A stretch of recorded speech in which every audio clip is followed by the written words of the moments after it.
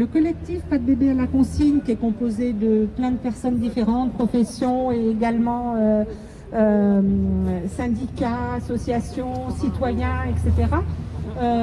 était en rassemblement devant le ministère de la Santé ce matin pour défendre les lois d'accueil du jeune enfant, enfin pour défendre une loi qui permette un accueil du jeune enfant de qualité, que ce soit dans les structures collectives ou chez les assistantes maternelles, puisque nos gouvernements n'arrêtent pas de vouloir réduire le nombre de professionnels, de diminuer leur qualification et d'augmenter le nombre d'enfants accueillis, ce qui nous amène à nous mobiliser pour dire que non, l'accueil du bébé et du jeune enfant, ça demande des compétences, ça demande du temps, ça demande des moyens et ça demande surtout qu'on ne sabote pas quelque chose qui était assez opérationnel et efficace en France aujourd'hui. Et qu'à force de vouloir enlever et gérer une crèche comme une entreprise, et ben effectivement, on obtient de la garderie, dans le meilleur des cas, ou pire parfois. Et donc nous, professionnels de la petite enfance, qui nous sommes mobilisés depuis des années pour faire évoluer, grâce au mouvement de 68 et aussi à des tas de personnes qui s'étaient impliquées, comme Rapoport et des tas d'autres, pour faire évoluer les modes d'accueil du jeune enfant pour que ce soit un lieu d'épanouissement vraiment et de construction. Aujourd'hui, nous constatons que tout se dégrade et que les professionnels sont éreintés, épuisés et ne peuvent plus assurer ces missions correctement. Voilà, on a une délégation qui a été reçue, peut-être qu'il y aura un petit point d'avancée sur la nouvelle norme d'encadrement, mais voilà, c'est pas gagné, il faut qu'on soit plus nombreux, on était peu nombreux ce matin, mais il y avait aussi un autre mouvement social aujourd'hui. Voilà. Ce mouvement, c'est un collectif qui est à l'initiative de ce mouvement, qui rejoint des professionnels de la petite enfance et qui s'est créé au moment de la première dégradation du texte qui était le décret Morano et qui réduisait déjà le nombre de professionnels, le nombre de qualifications et qui augmentait le nombre d'enfants accueillis, soit dans les multi-accueils, les crèches ou alors chez les assistantes maternelles. Donc ce nouveau texte qui a été commencé par être étudié après une grande consultation d'experts qui était autour des 1000 jours de la naissance, tout le projet des 1000 jours autour de la naissance, a fait vraiment le contraire de ce que préconisaient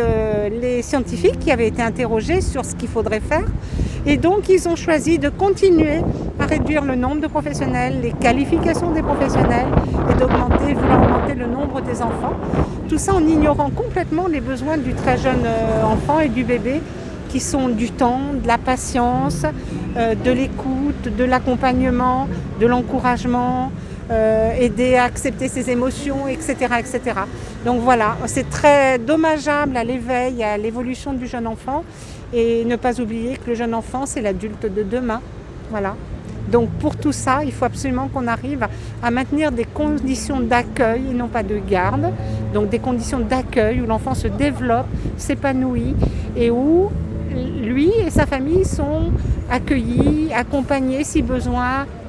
conseillés et en tout cas où il va faire des tas d'expériences nécessaires à sa construction future.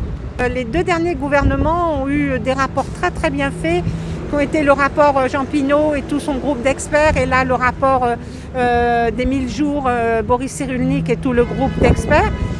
On lui demande de prendre en compte les principes et la charte d'accueil du jeune enfant qui existe, qui est un texte existant, qui fait loi aujourd'hui et qui est complètement impossible à mettre en œuvre dans nos structures parce que nous manquons de professionnels en permanence, nous manquons de moyens en permanence et de ce fait on a des professionnels qui sont absolument épuisés, éreintés, usés et des demandes qui s'accroissent entre la crise sanitaire, le plan Vigipirate, les évolutions des familles qui vont de moins en moins bien et qui donc sont de plus en plus en situation d'être accompagnées ou d'être en tout cas épaulées. Il y a peut-être un point qui pourrait bouger, qui est un point important, c'est le nombre de bébés par professionnel, un ratio. Maintenant, ce sont des mots à une délégation. entre ces mots qui ont été dits dans un moment d'échange avec la délégation et ce qu'il sera vraiment décidé. Là, il faut encore une forte mobilisation puisque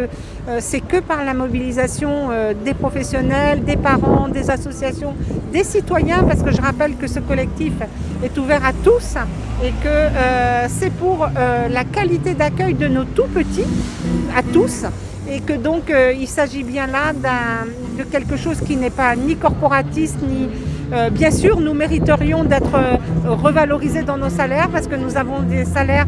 du secteur médico-social, ça veut dire des petits salaires qui ne reconnaissent pas la qualité du travail. Et bien sûr, nous demandons une revalorisation, mais la principale des revendications, les principales revendications tournent autour de la qualité d'accueil du jeune enfant et de prise en charge ou d'accompagnement